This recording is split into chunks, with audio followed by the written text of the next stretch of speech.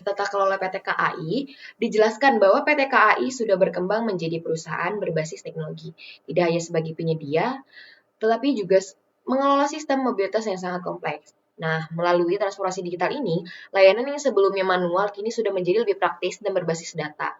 Jadi, hal ini membuat operasional lebih efisien dan keputusan bisa diambil dengan lebih cepat. Selain itu, PT KAI juga berfokus pada kebutuhan pelanggan dan meningkatkan kualitas layanan. Lalu, pada profil singkat PT KAI, ditampilkan juga bahwa PT KAI ini sudah sebagai operator utama perkeretaapian di Indonesia yang terus bertransformasi. Dengan dukungan teknologi informasi, PT KAI menjalankan 3 layanan utama, yaitu angkutan penumpang, logistik, serta pengembangan properti dan wisata. Secara keseluruhan, PT KAI sudah menunjukkan nih kemampuan beradaptasi dengan teknologi untuk meningkatkan layanan dan kinerja perusahaan. PT KAI pada saat ini itu bukan hanya perusahaan transportasi saja, akan tetapi sudah menjadi technology driven company. Jadi berbagai layanannya itu sudah bisa diakses melalui Access by KAI. Nah, semakin meningkatnya penggunaan layanan digital, ini juga menghadiri tantangan baru gitu. Contoh itu seperti keamanan datanya, pengelolaan risiko, dan juga integrasi sistem. Karena itu, tata kelola TI ini menjadi sangat penting. Semuanya, jadi di sini saya Saskia akan menjelaskan terkait yang pertama yaitu kerangka kerja dari Wiggle Ross, di mana yang pertama ini ada word atau domain keputusan. Nah, menentukan apa saja nih bidang TI yang perlu diputuskan, mulai dari prinsip, infrastruktur, arsitektur, aplikasi, sampai ke prioritas investasi si TI-nya. Terus yang kedua, ini ada who atau gaya keputusan, di mana memang memetakan apa saja atau siapa saja nih pihak yang berhak memutuskan atau memberikan masukan seperti bisnis monarki, IT duopoly, sampai ke federal. Nah, terus yang ketiga ini ada how atau mekanisme, di mana memang ini berbicara tentang bagaimana cara atau proses keputusan-keputusan tersebut dibuat dan juga dijalankan oleh organisasi. IT Principles, PT KAI menempatkan teknologi informasi sebagai pedoman strategis untuk mendukung tujuan bisnis perusahaan. Nah, prinsip ini tuh berfokus pada bagaimana teknologi informasi dapat mendukung operasional kereta api yang semakin digital dan juga terintegritas. Nah, contohnya bisa kita lihat melalui aplikasi KAI by Access yang udah digunakan oleh jutaan pengguna untuk pemesanan tiket dan juga layanan lainnya. Karena itu, PT KAI memprioritaskan keamanan data, stabilitas sistem, serta efisiensi layanan agar operasional tetap berjalan lancar dan risiko gangguan dapat diminimalkan. Nah, selanjutnya saya akan membahas terkait IT Architecture. Nah, IT Architecture ini berperan sebagai blueprint atau peta jalan dalam mengembangkan teknologi di PT KAI. Jadi, dengan adanya arsitektur TI yang baik, aplikasi, data, dan juga infrastruktur itu dapat saling terintegrasi, sehingga mendukung proses bisnis yang lebih efisien dan juga efektif. Nah, selain itu, IT Architecture juga itu membantu perusahaan menjadi lebih adaptif terhadap kebutuhan pelanggan yang terus berkembang gitu. Jadinya dengan begitu informasi digital terkait PT KAI itu dapat berjalan secara berkelanjutan serta memberikan customer experience yang lebih baik. Struktur PT KAI sudah mendukung operasional secara terintegrasi dan real time. Infrastruktur TI juga mendukung layanan pelanggan seperti aplikasi KAI Akses, e-ticketing, dan informasi perjalanan secara online. Business application needs dari PT KAI itu ada RTS untuk pemesanan tiket, SAP ERP untuk keuangan dan SDM, lalu ada aplikasi operasional untuk grup kereta, dan terakhir ada KAI Akses untuk layanan pelanggan. IT investment dan prioritization dari PT KAI itu meliputi pengembangan sistem keselamatan, lalu modernisasi sistem tiket digital, lalu ada peningkatan keamanan data dan siber, investasi pada infrastruktur, lalu ada pengembangan aplikasi digital. Nah, prioritas investasi itu ditentukan dari organisasi. Nah, untuk materi yang selanjutnya yaitu terkait identifikasi stakeholder PT KAI, di mana memang yang pertama ini ada di level top management, diisi oleh direktur utama, terus juga ada jajaran direksi PT KAI sebagai bisnis monarki. Terus yang kedua ini ada di level IT leadership, di mana memang ini dipimpin oleh Chief Digital Officer atau CDO bersama rekan-rekannya nih dari divisi sistem informasi. Terus yang ketiga ini ada unit bisnis, di mana ada kepala AOP dari 1 sampai 9, terus kepala divenya, serta manajer komersial dan operasional. Dan juga yang terakhir ada external stakeholder yang nggak bisa dilupain, yaitu Kementerian BUMN selaku regulator dan juga para vendor teknologi yang menjadi mitra PT KAI. Nah, di slide yang nomor 3 atau di materi yang terakhir ini, aku akan menjelaskan terkait matriks tata kelola, di mana memang inti dari analisis kelompok kami itu yaitu matriks hak keputusan di PT KAI ini, di setiap domain keputusannya ini dibagi menjadi 2 kolom. Yang pertama itu I untuk input rights atau hak untuk memberikan masukan, dan juga D untuk decision rights, di mana emang ini kayak hak ketok palunya gitu sih keputusan ini. Nah, ada 3 poin penting yang bisa kita lihat dari matriks ini. Yang pertama yaitu ada untuk IT principal dan juga IT investment, di mana memang keputusan terakhir ini mutlak itu dipegang oleh direksi atau si bisnis monarki. Terus juga menyangkut arah strategis dan juga terkait anggaran yang memang digunakan oleh PT KAI.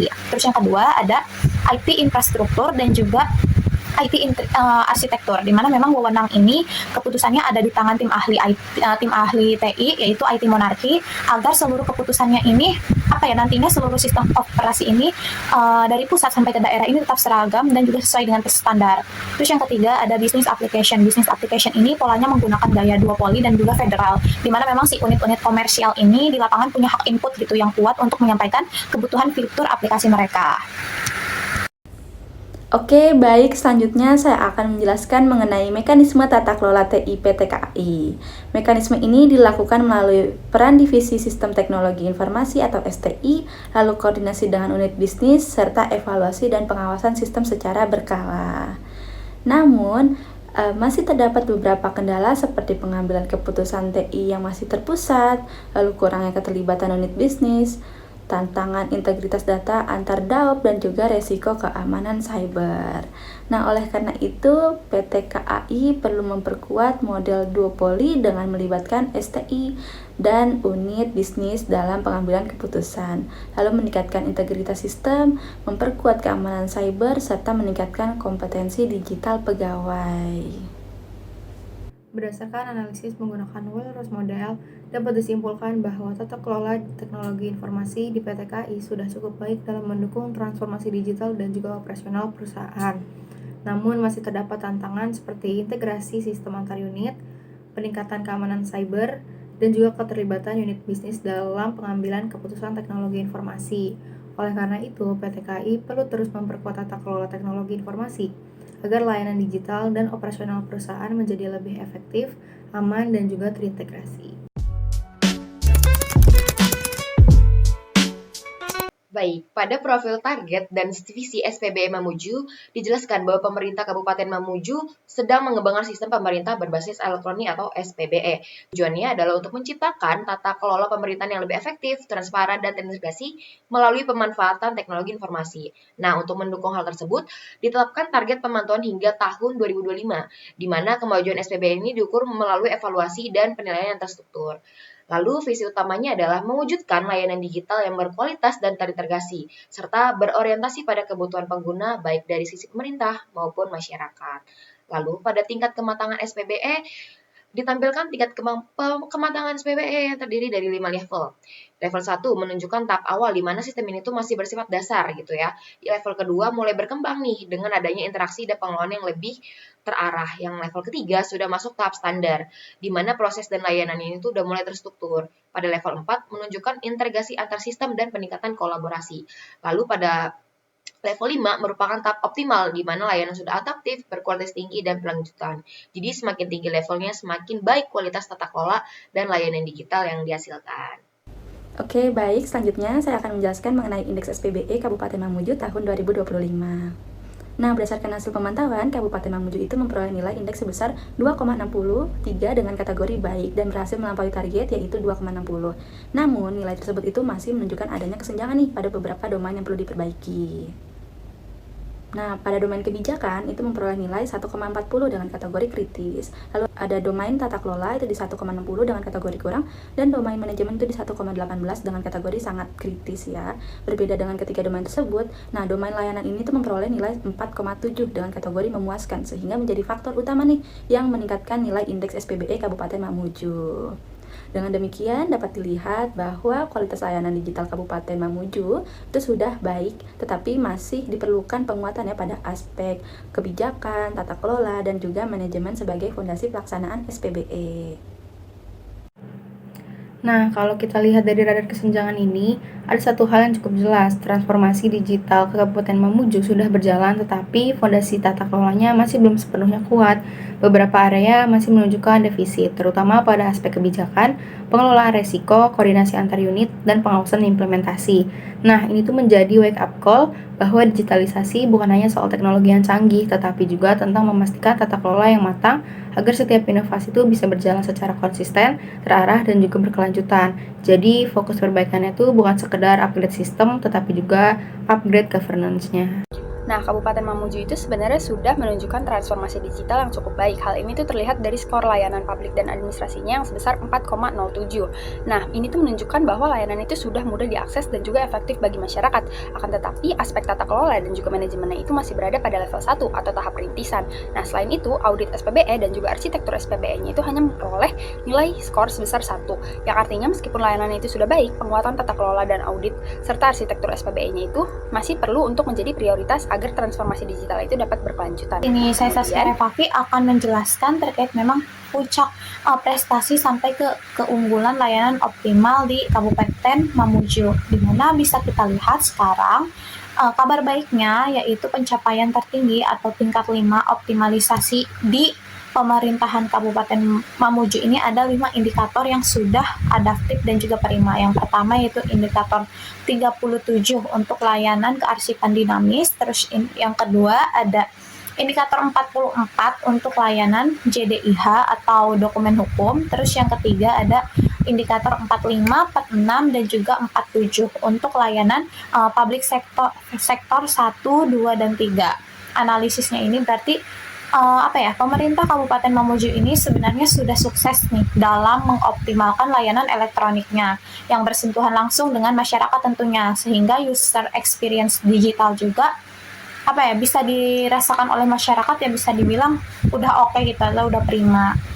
Terus yang kedua ada defisit infrastruktur internal, di mana memang walaupun dengan prestasi, tapi di sisi lain kita juga menemukan titik-titik kritis nih, di mana ada 18 indikator yang masih tertahan nih di tingkat 1 atau level rintisan. Artinya ini masih sebatas konsep-konsep ad hoc yang dibagi ke dalam 3 blok masalah utama. Yang pertama itu blok kebijakan internal, di mana memang masih terjadi kekosongan regulasi formal untuk arsitektur SPBE-nya serta tetap rencana. Terus juga hingga ke pusat datanya. Terus yang ke blok 2 ini ada manajemen dan juga SDM, kayak urusan manajemen resiko, aset TIK-nya, dan juga kompetensi si SDM-nya ini belum terlembaga dengan baik. Dan yang terakhir ada blok 3 yaitu pengawasan dan juga keamanan, di mana memang masih nol gitu pelaksanaan untuk audit infrastruktur, audit aplikasi, maupun audit si keamanan SPBE-nya. Jadi ini menjadi PR besar gitu bagi pemerintah Kabupaten Mamuju untuk memperkuat fondasi internal mereka ke depannya.